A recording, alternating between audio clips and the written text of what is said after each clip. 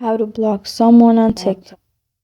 Hi everyone, it's Sophia to assist you today. Without any delay, let's jump right in. First, open TikTok, log into your account, then go to your profile. Simply search the person you want to block if you followed them in your following list, or simply go to search bar and search username of the person you want to block. Simply find their profile, click on their profile. You'll find arrow which is facing to the right, on top right. Simply click on the arrow and you'll find these options.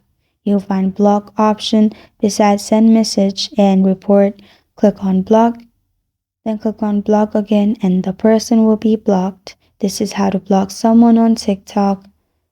Thank you for joining me today. If this video helps you out, please leave a like and subscribe for more. Got a question or want to suggest a topic?